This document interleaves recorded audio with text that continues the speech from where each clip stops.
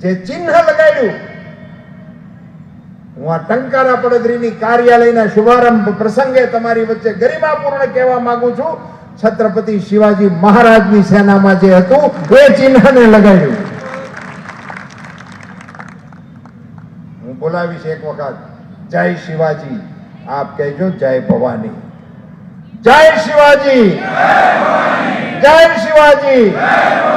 જય ભવાની. કલ્પના તો કરો, આઝાદીના 75 વર્ષ પછી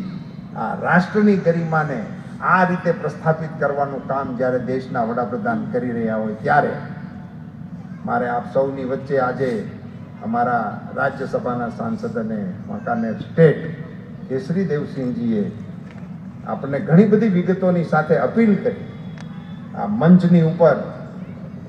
આ વિસ્તારના ક્ષત્રિય આગેવાનોએ મંચ ઉપર બેસી અને પોતાનું સમર્થન ભારતીય જનતા પાર્ટીની સાથે જ્યારે જાહેર કર્યું છે ત્યારે હું ક્ષત્રિય સમાજને વિનમ્ર અપીલ કરવાના મતનો છું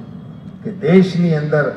આ પ્રકારનું શાસન જ્યારે નરેન્દ્રભાઈના રાજમાં ચાલતું હોય ત્યારે નાની મોટી વાતને દરગુજર કરીને મેં અગાઉ પણ સમાજની વચ્ચે જઈને જે વિષયો મૂકેલા છે આપ બધા જાણો છો. પુનશ્ચ ફરીથી હું અપીલ કરું છું કે રાષ્ટ્રના આ પ્રવાહમાં મોદી સાહેબના હાથ મજબૂત કરવા માટે ને સમર્થ ભારત બનાવવા માટે આપ સૌ પણ સાથે જોડાય એવી અપીલ સાથે આપ સૌએ જે પ્રકારે આજે અહીંયા